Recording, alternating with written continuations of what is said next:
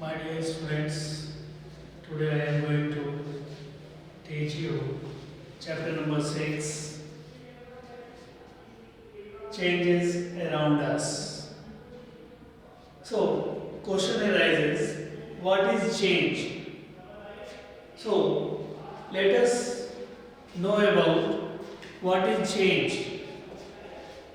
When one or more properties of a thing or a substance become different, we say that it has changed or a change has taken place in a thing or a substance. कहते हैं कि जब किसी वस्तु के गुणों में परिवर्तन होता है तो वास्तविक रूप से जो परिवर्तन होते हैं वे परिवर्तन जो है हम कहते हैं कि उस वस्तु में परिवर्तन हो रहा है या उस वस्तु में परिवर्तन होने की संभावनाएं दिख रही हैं। और a change refers to a noticeable difference in shape, size, color, state, internal structure or any other property of a substance or an object. कहते हैं कि चेंज जो है सो हमें प्रत्यक्ष रूप से दर्शाती है उसके शेप में, साइज में, कलर में, स्टेट में और उसके इंटरनल स्ट्रक्चर आंतरिक अंदरूनी जो गुण हैं उनमें परिवर्तन दिखलाती है किसी भी वस्तु में। There are so many changes taking place around us on their own. कहते हैं यहाँ पर बहुत सारे जहाँ पर भी हम रह रहे हैं हमारे इर्द गिर्द बहुत सारे परिवर्तन प्रतिदिन होते रह रहे हैं, होते आ रहे हैं। कहते हैं days changes into night and night changes into days. दिन जो है सो रात में तब्दील होती है और रातें जो है सो फिर दिन में तब्दील हो जाती है। So that is the change. Seeds grow into plants and trees. छोटा सा बीज जो है सो फेवरेबल कंडीशन पाकर एक पौधा बनता है, पौधे से फिर वह पेड़ बन जाता है। तो यह भी जो सिर्फ बदलाव है जो हम अपने आसपास में निरंतर देखते रहते हैं, देखने को हमें मिलता है। The size of a pencil reduce with repeated use. हम पेंसिल से लिखते हैं और बार बार जो है उस पेंसिल का हम इस्तेमाल करते हैं, वो छोटा काटते जाते हैं, शार्प करते हैं, फिर वो छोटा होता जाता है। तो यह भी जो है सो बदलाव है, बड़ी पेंसिल से छोटे पेंसिल की ओर बढ़ते जाना। Formation of curd from milk, cooking of food, burning of fuel. कहते हैं दूध का दही बन जाना, रॉ कच्चा फल सब्जियां हैं उनका जो है सो भोजन के रूप में पकाना और किसी भी जलावन के लिए ईंधन का इस्तेमाल करना। On the basis of some properties, changes are broadly be grouped as reversible, irreversible, physical and chemical changes. कहता है मुख्य बंटवारा जो है इनके 4 ग्रुप में किए गए प्रॉपर्टीज के गुणों के आधार पर किसी भी वस्तु के मूल लक्षणों के आधार पर इन्हें मुख्य रूप से 4 ग्रुप में बांटे गए, 4 विभाजन किया गया है। पहला रिवर्सेबल, दूसरा इरिवर्सेबल, तीसरा फिजिकल, चौथा केमिकल चेंजेस। तो ये 4 ग्रुप में इनको बांटा गया।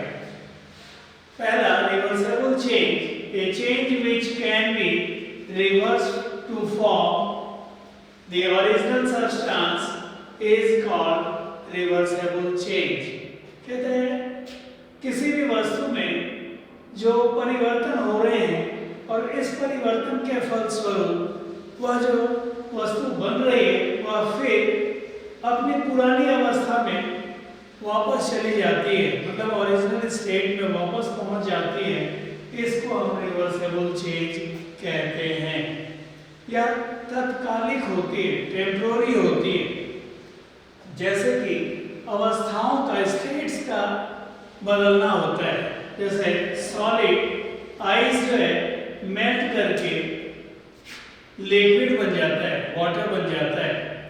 फिर वाटर जो है जब हम उसे फ्रीजर में फिर से डाल देते हैं, ट्रे में डालकर फ्रीजर में डाल देते हैं, तो वह पानी जो है सो फिर से सॉलिड बन जाता है, आइस बन जाता है।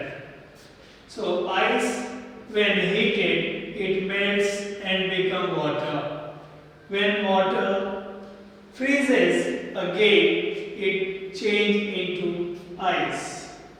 So the melting of ice to form water is reversible change, or freezing of water is also a reversible change. When we heat water, it changes into steam.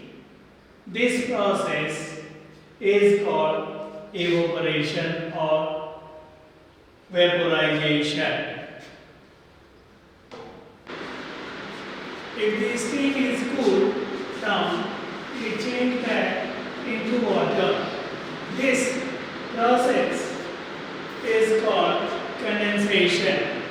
कहते हैं जब वाष्पीकरण के बाद जो वाष्पकण हवा में पहुंचते हैं उनको अगर हम ठंडा किसी विधि से ठंडा कर लेते हैं तो that process is known as condensation. Thus, evaporation and condensation are also example of reversible change. So इस प्रकार वाष्पीकरण और फिर से द्रवीकरण, condensation, evaporation and condensation are also an example of reversible changes. So, irreversible, next point is irreversible changes. A change which cannot be reversed to form the original substance or a substances is called irreversible changes. ऐसा बदलाव जो एक बार बदल जाने के बाद पुनः फिर वह अपने ओरिजिनल फॉर्म में नहीं बन पाता है, ओरिजिनल फॉर्म में वो नहीं बदल पाता है, उसे हम इरिवर्सिबल चेंज कहते हैं। जैसे कि cooking of food, raw material लिया और उसके बाद उसको हम भोज्य पदार्थ बना दिए, उसको पका लिया गया, so that change is irreversible change. Digestion of food, burning of coal or paper, burning of fuel, ripening of fruits, growth of a tree or plant, all these are examples of irreversible changes. So, an irreversible change may also result in a formation of new substances. For example, a new substance S is formed when we burn paper or any sort of things. So, we can not change S back to the paper or whatever we have burned. So, we can't get back the original form from the ash.